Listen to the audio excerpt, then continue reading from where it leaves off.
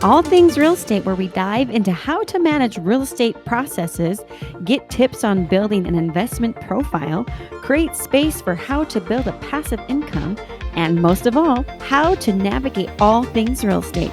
Here is your host, JennyProRealtor, who went from being a single mom to building an empire with over $1 million in assets in real estate.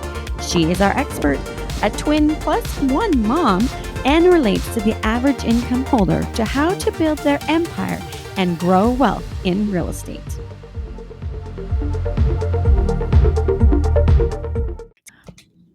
Hey guys, welcome to today's podcast. I'm so excited. We have Kyelend Gornachek. Did I say that right? Yeah, that's right. Awesome. He is with Security Home Mortgages, and he has been in lending for how long, Kyelend? Coming up on 4 years now. 4 years in lending. I'm excited to have Kyelend with us. We're going to be talking about a lot of things today as far as interest rates, lending trends, buying down rates, what we might be seeing happening in the housing market. Also, maybe some financial tips, scary stories, the whole 9 yards, how to get started if you've never bought a house. Lots of fun stuff in this podcast. So, Kyelend, why don't you take it away? Tell us a little bit about you, why you chose lending, and let's get going. Yeah, absolutely. So I appreciate you having me on the podcast. I'm super excited. So I've been in the industry for coming up on 4 years now. It's kind of been a little bit longer than that. I returned from a mission in 2018. Started working. I was doing the blue collar job, working with my dad at his construction company. Now, obviously, my daddy's done that his whole life, so he's thinking, get out of this, right? Doesn't want to pass that on to his family. So he kind of was pushing that off and, like, hey, you got to find something else, So luckily, my uncle, he worked in lending. He's been in it for almost 25 years now. Kind of took me under. I apprenticed him for probably about a year and a half before I finally got the license and then got my practice up and going. So it's been good. I'm excited. So, Kyelend, you became a lender when the market was really on an upscale as far as low interest rates. Mm-hmm. A lot of people were able to qualify.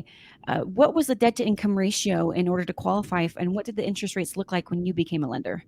Yeah, so that's pretty crazy. So when I had gotten started, so we saw a lot of things change, like in 2013, right after that recession in 2008.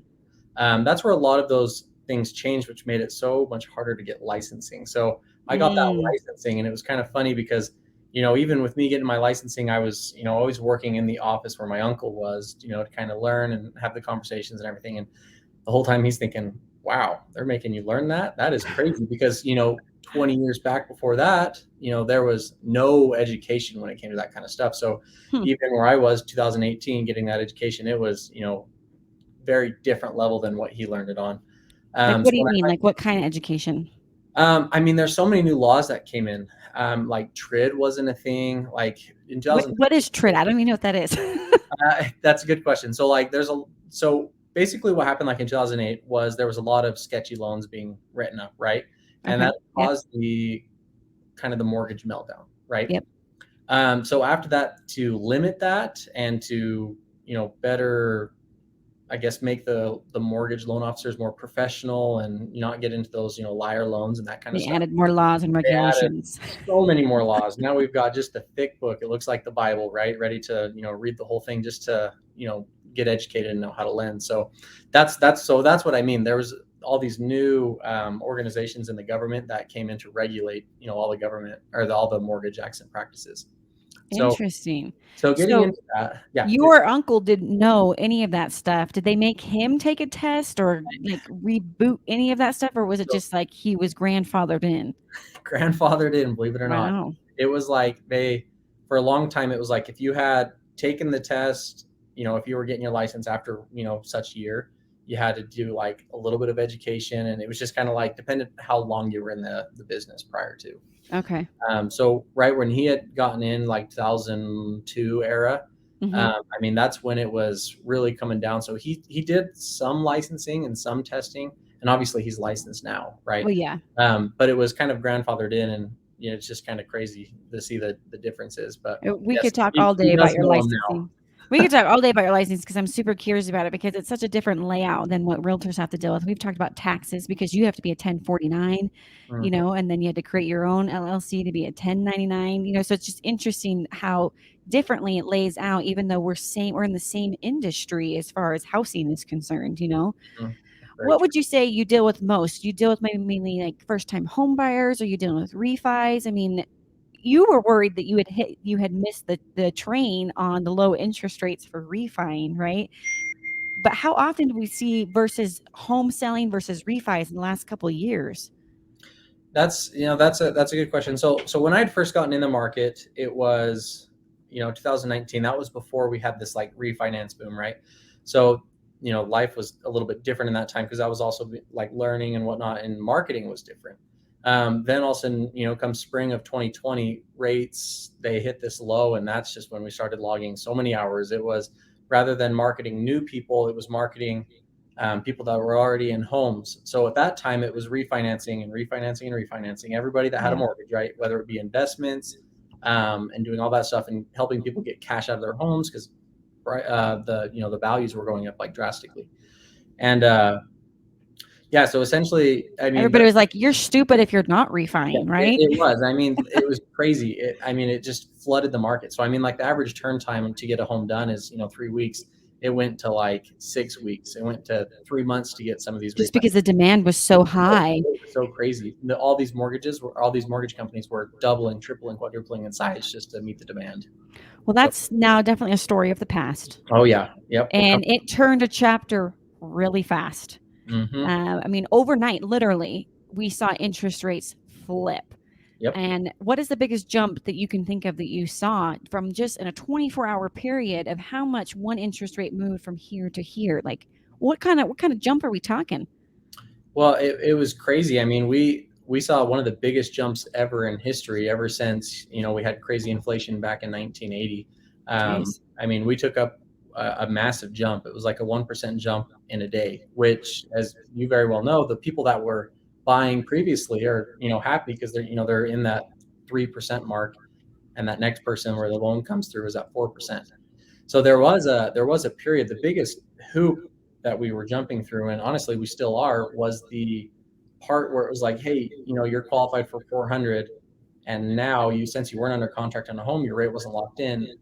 Now we're looking at 300,000. But obviously, as a good lender, you're telling everybody to lock their rates in, right? Like Absolutely. like nowadays, it's like you don't go under contract without making sure your rate is locked or buy it down or whatever it may be, Yep, right? it's very true. Did you have any clients of yours that had to back out because they no longer could afford a home? A lot.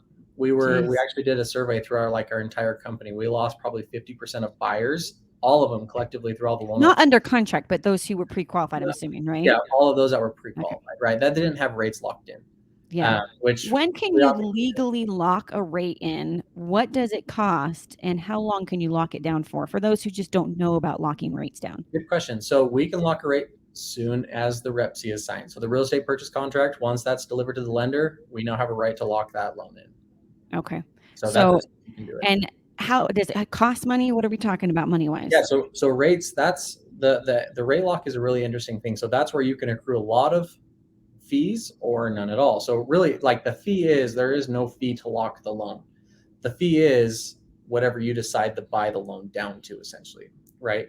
And Okay. so, like, if we're trying to go, say, like the going rate today is like 5%, we're trying to go low to like 4.5, right? Obviously, you're going to accrue discount points, which 1 point is 1% of loan amount, not the purchase price, the loan amount, right? So, $300,000 loan amount, 1.1% is 3,000. Right. So you can accrue it that way. And you can also go the opposite way. Right. So say the going rate's 5% and we go up to 5.25. Right. You might be able to get $1,000 credit from the lender. Right.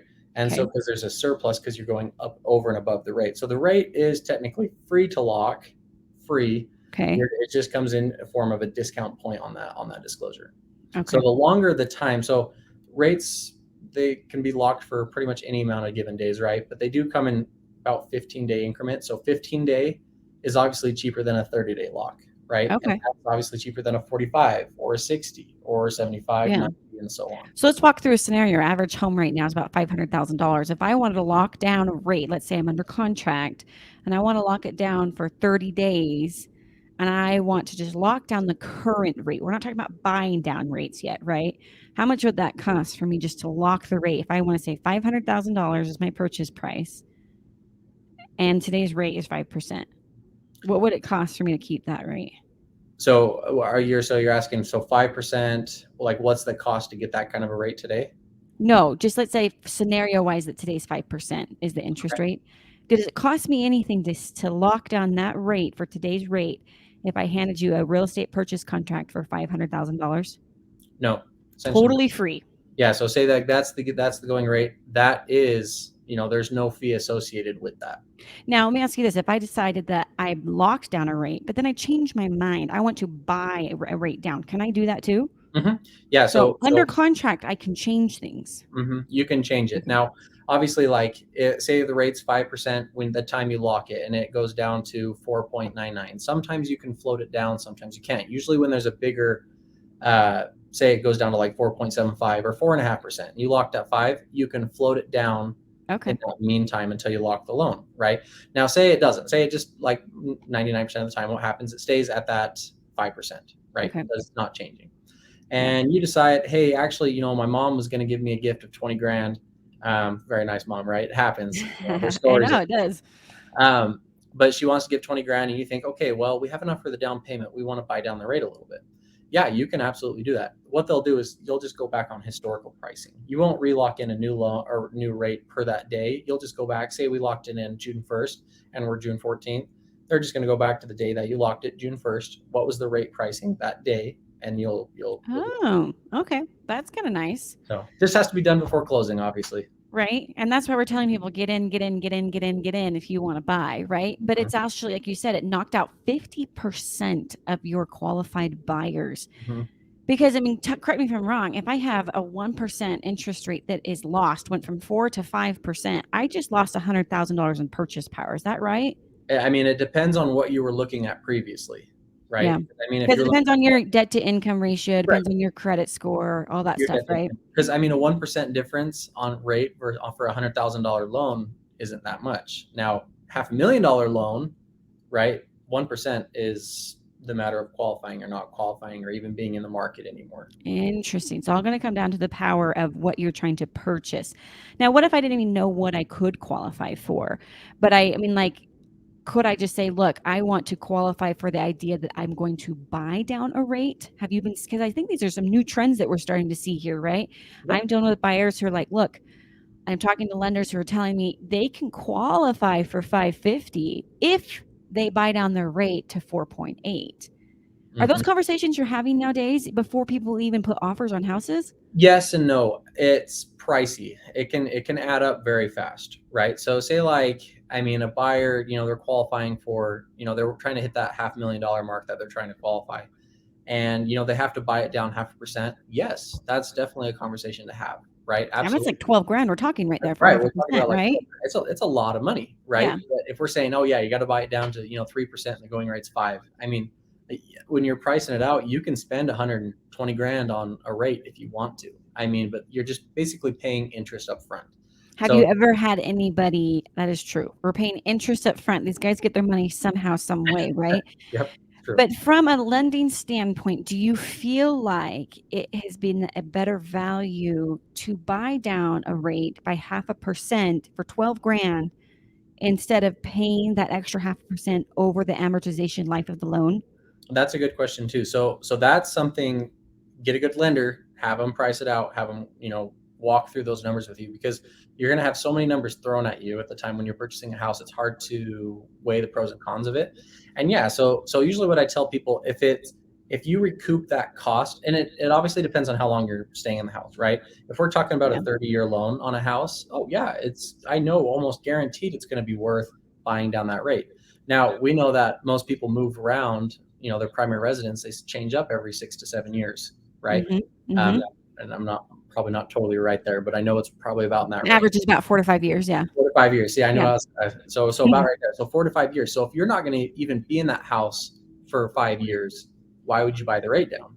Right. Interesting. Okay. So, because I mean, you're better, instead of spending 10, 15 grand buying that rate down, you're better to have, maybe $100 or $200 payment extra a month, because you're getting out of that house in 5 years. So don't give the bank their money, I guess, as fast as they want it. So That's interesting. I really like that because people always focus on the purchasing power, hmm and the interest rate does definitely affect the purchasing power. But then when you're talking about the monthly payment, it really becomes just dollars. it is. And it's the same in reverse that we had this conversation about buyers saying, look, you know, you don't need to extend or worry about going 50 grand above what you're pre-qualified for. You can make that extra leap because it's only $50 difference, right? Yep, true. Now, also, it only always depends on the interest rate, right? I'm having to relearn in my brain. Okay, so what do they qualify for? Because I was so stuck in the 2 to 3.5% Oh interest yeah. rates. I could tell you what you qualified for, but now I've got to like adjust it, adjust it by like, okay, I'm at 6%. We might be at 7, but the good thing is we haven't gone up like we thought we would, as far hmm as interest rates are concerned, right? Yep, there's definitely a balance. I mean, they can't raise it too fast, right? You raise it too fast, the economy Will stops, crash. right? Hmm. It stops 100%. You stop that, then there's, not money being generated. So it's a balance. Only raise it so far, let the economy kind of follow it, raise it, let it follow. If the economy starts slipping, you have to bring it back down. It's kind of a balance, but essentially what they're trying to get it is to go up. What kind of factors are they looking for in the economy to get the interest rates to go up? Uh, so like why raise it? Was that what Yeah, you're like what? Like, as you said, they want the economy. They want about what are they looking up for over here in the economy to adjust this? What kind of patterns have you seen? So they're monitoring all aspects of it. So they're looking at sales, like money exchange throughout, usually they take it by quarters, right? So they're 4 quarters in a year. They'll take it by a quarter and see, oh, hey, look, like sales went up over the last quarter. How are the job reports? Are the job reports up or are they down? How Yeah, are sales on houses going? Are they up or down? What's the median income, the price on a house? Up or down? Is wages? Are they going up? Are they down? It's everything. It's all yeah. factors of the economy that they weigh It's in. almost like they have this calculator equation that they map out as far as where are the wages at, where's the debt in the nation? Because I mean, hmm debt's really high right now. And I Right. think that that's the biggest scare is trying to slow down the average income holder versus what their debt is. Have you seen the debt ratio go up since the interest rates have gone up? Have you seen it go down? Has it stayed the same? Your back end debt to ratio, income ratio. That's a good question. It seems like it's a tough one because, when someone, you can only borrow so much of your monthly income, as you know, right? Hmm. Now, say like we're trying to hit a ratio of 45% of your income is going out towards a house. We're going to allow Hmm. it maybe 50% goes out to all other debts plus your house included, right? So Yeah. it's hard because say we qualify at 400,000 at 5%, right? Hmm.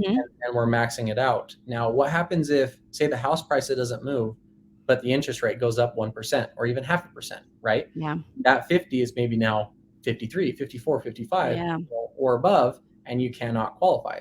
So it's been kind of a fine balance. When people are getting approved, it's always, hey, you approve for this. This is comfortable. If you want more comfortable, I always say like let's add on about half a percent to the rate Hmm.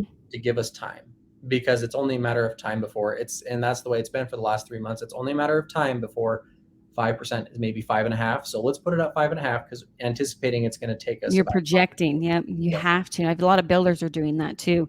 I've hmm talked to people. I'm like, look, you're not going to get a rep C for 2, 3 more months because of the new build. What are they doing as far as locking that down and knowing that you can even qualify for the house when the time that it's done? Exactly. And they have to give that major wiggle room. And so it's going to be interesting to see what new build is going to do because we are flatlining and starting to dip a little bit as far as housing prices are concerned. I just listed 2 houses today, and I'm thinking to myself, I'm a little nervous because I've got numbers on the other end for them to buy, and I just don't know what their house can sell for. I mean, you talk literally just 4 or 5 months ago, I would say go get under contract with the buy and then we'll sell the house. But now it's let's go sell the house and then go buy because now we're getting more purchase power in the buy than we are in the sale. So it's becoming very interesting. I've read and studied a lot of things as far as like what people predict, what they think is going to happen. What, as a lender, what trends are you seeing? What do you think is going to be the forescope of forecasting what might happen to this housing market just by the end of this year? We're not talking next year. Yeah. I think, well, it's good.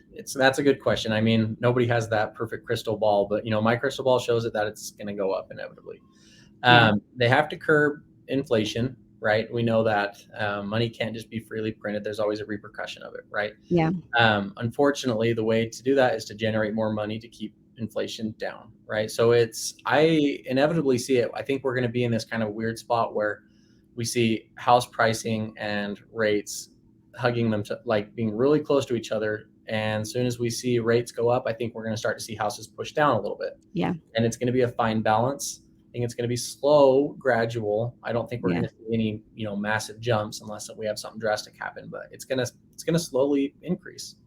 Just like we've seen the milk on the store increase, right? $4 a gallon. It's crazy. Yeah, it's crazy. And here they're coming out saying, eggs could be $1 by the end of the year, $1 a piece. It's like, hold up, you look at this a couple of years ago, it's super far down. So it's inflation has to be curbed, that's taken away the middle class, right? So we've got to fix that up a little bit and bring these rates up just to try to help. About projecting forward and what we think is going to happen. Sorry, I didn't want to interrupt you. Did you finish your thought there? Yeah, you're good. That's kind of what I was just thinking, that we're going to keep a slow trend going upward is the way we'll see it for rates. So that obviously means prices are going to have to come down then.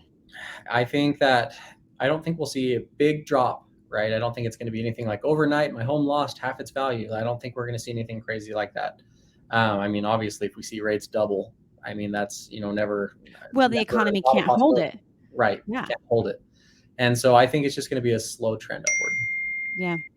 Well, the whole reason why we're increasing interest rates is to try to slow down the economy so we can slow down our debt, right? And we can get back into a regular standpoint, because COVID really threw us for a loop.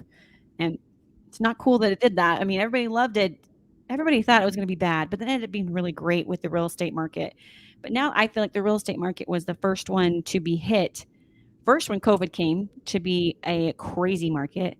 Now with the recession, real estate has become the first thing that was hit as far as the recession. And we think that everything else is going to follow as far as the stocks are concerned, businesses, employment, and it's going to be a snowball effect. And so I feel like we're all trying to gear up for a recession.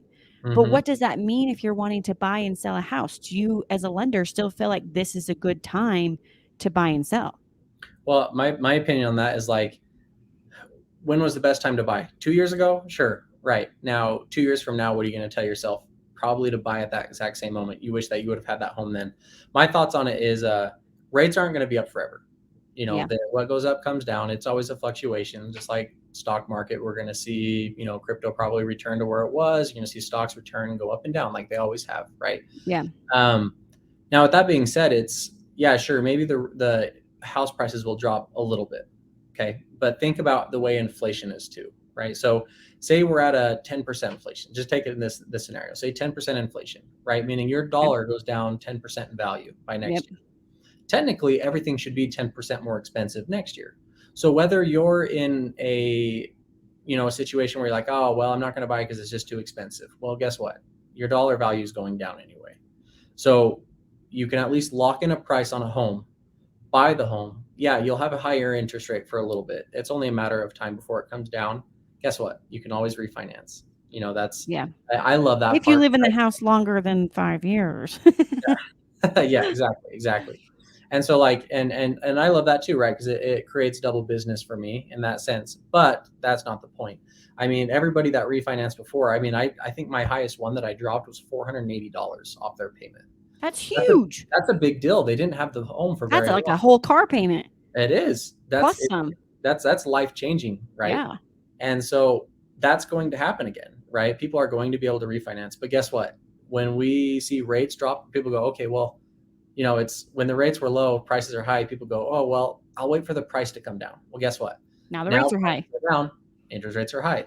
Well, guess what? What do you think is going to happen? Rates are going to drop, making affordability go up. And guess what? House pricing always complements Yeah, affordability. it's So you'll sixes see across those. the board, right? You'll see them go right back Right up. now we're in adjusted phase, and so I feel like it's a fantastic time if you're a seller and a buyer to be able to move to the next home because you still have value in your home right now that you can sell higher than you bought it 2 years ago, and so Mhm. because then you can take that cash value and get into a better home because now you have power to actually negotiate in the buying end of it. So I feel like it's actually a really good time. The problem in real estate is it takes people about 8 months to jump on the bandwagon. And I don't feel like we're going to have 8 months of this switching happening where No. it's a really good market to sell and buy right now. Now, granted, it's been a hard push for sellers to realize they're not going to get a pretty penny for their house anymore. Mhm. We're seeing staging coming up. I've seen more for sale house signs go up around the neighborhood than I saw in the longest time because you just didn't even need them. And it's changing the whole market as far as how we're going to show the house, what it needs to look like, what the sellers can even qualify for. But the hard thing is the first time home buyers really have got it tough right now. They do. Like you said, they're back up against that. So, Kylan, what kind of strategies are you pushing for first time home buyers to get a lower rate? I know we talked about the 2-for-1 buy down. We talked about buying down rates. Tell us a little bit about those. Yeah, that's a good question. So, like you mentioned, a 2-1 buy down, basically meaning we've been using 5% as the kind of going rate today. So let's say 5%, right?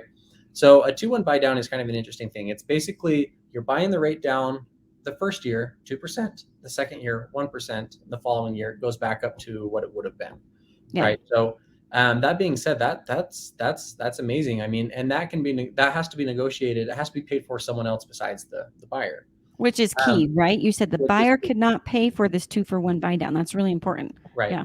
And because I mean, I think where it comes in with that is you just be doing a regular buy down on your rate, Yeah. which is a little bit more expensive. So that 2-1 buy down, basically what it is it's prepaid interest by the seller essentially to help you stay in a house at a low interest rate payment for, obviously 2% lower for the first year, 1% for the next year, and then so on. And that's a good option because I mean, 2% different on a $450,000 loan it's a very big difference. It And is. so that can make it go, oh wow, like, hey, yeah, I can afford this, right? I'm not going to be walking into a $3,500 payment. I might be walking into a $2,000 payment, and it Mhm. might make you feel a lot better. And then, like I said, rates come up, they go down, they go up, they go down, right? So you're praying in the next 2 years you see a reduction in rates, which is most likely. Well, let's in the next 2 years, we're looking at an election. Mhm. So, this is a good opportunity to do the 2-for-1 buy down. And I'm actually pitching this to my buyers as well. The Mhm. fantastic thing about it, like you said, is that money is coming from the sellers. We're talking about 10 grand, right? Always depends on the purchase price of the home, but the average home right now is going to be about 10 grand, which is cheaper than buying down, 0.6% of an interest rate right now. So that's why I think, you've been kind of pitching this 2-for-1 buy down Mhm. because obviously it's good business for you too, because then you're Right. going to get them to come back and refi it. But then it also is going to save them money in the long run. The thing is, though, Kylan, is you said that they have to qualify for that at the 5% rate. Yes. So So whatever purchase power they have is going to be at the 5%. yeah, and that's a good thing to point out. So yes, you're not qualifying at that 3%. You're qualifying at the 5. Now, before when we had the mortgage meltdown, you would qualify for the teaser rate, is what we call them. So you'd qualify for the teaser rate. So if it's like, hey, 3%, right? That's what it's going to be. You'd qualify at that. Say you really don't qualify at 5%. Back in the day, you could. And guess what? Yeah. People lost their houses. They lost their shorts because of it.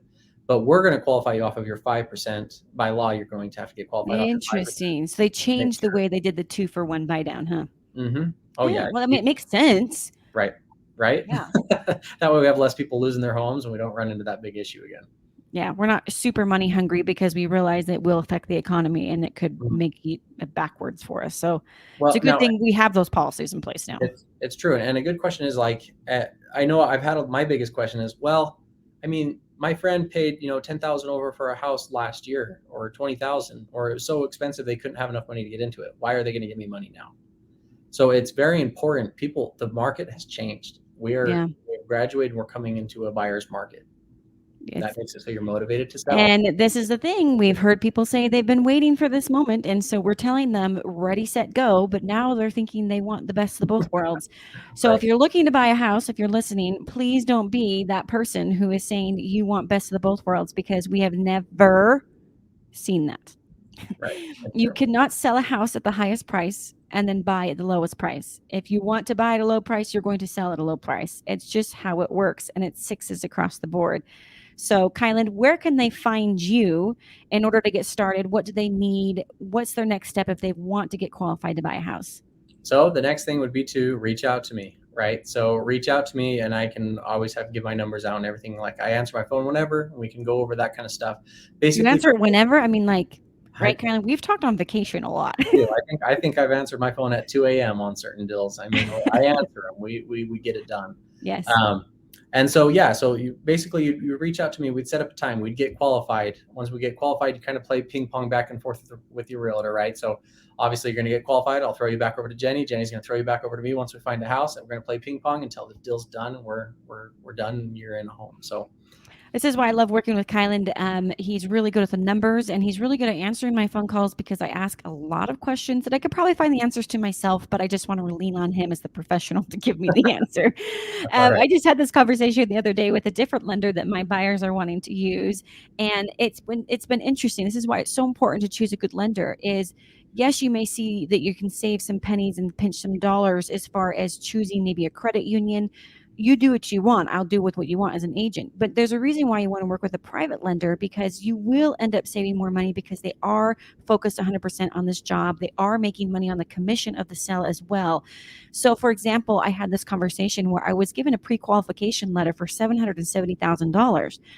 Well, I had to break it down quite a bit as a realtor and be like, hold up a second. For some reason, my clients thought that they were going to make over $200,000 in selling their house, and they thought they could sell it by themselves. So as you can see, I already have issues here. So I had to backtrack and say, hold on a second, how much do they really qualify for without the cash? We shouldn't be writing pre-qualifications based on the fact that they're going to have cash flow. And it's just interesting to see that how every lender is going to do it differently. As an agent, it's really important, and working with a lender, that you know the numbers. I have to know what your max is, and that we can give only the max as far as setting forth an offer. And Kylan, you and I have done quite a few I'm saying projects, but we've done quite a few files together, or We have. closes, or deals, or whatever you want to call it, right? Yes, we have. So instead I had to tell my clients, I'm sorry, you don't qualify for 770. You qualify for $500,000 Wow. and maybe 550 if we can buy down the rate. So huge difference. And that is a very hard story to take your clients from 770 to $500,000 in purchase power. So get in touch with Kyland if you are interested. He will give you the straight out numbers and what they are and playing around with them. Tell you strategies of what you can do and what you need to do in order to qualify for the house that you do want. Kyland, you even help people with their financial advising as far as building up their credit scores, right? Mm-hmm. Absolutely. Yeah, I can help anybody walk through. I mean, I'm not a paid service, right? Everyone thinks like, oh, well, how much is it going to cost me? No, I'm not going to charge you anything, and never answer my phone. I mean, The cost is you want them as a client, right? yeah, the cost, I want you as a client in the future, and I like future business, right? Whether it's Yeah. you or your parents or your family or friends or whoever it is, right? And so, yeah, I'll walk through that with you and kind of show you kind of the ins and out, what you need to do for credit, or even if it's, what you're self-employed, you want to know what you want to qualify for, then you got to talk with me, right, to see what we're making, we're filing taxes properly. Love it. Well, thank you for your time, Kyland. We'll probably do this again because I still want to talk to you about financing. Kyland dives in. He wants to be an investor. He's looking all around as far as projecting what cities are the proper cities to be in. There's different covenants and procedures. We didn't even touch the surface of lending as far as, rural housing, different types of loans. So we'll definitely have to have you back on. How does that sound? Awesome. I look forward to it. Thanks, Kylan. We appreciate it. And thanks, guys, for listening to Jenny Pro Realtor and helping you finance and invest and do the best you can in making a side income. We'll see you guys next time.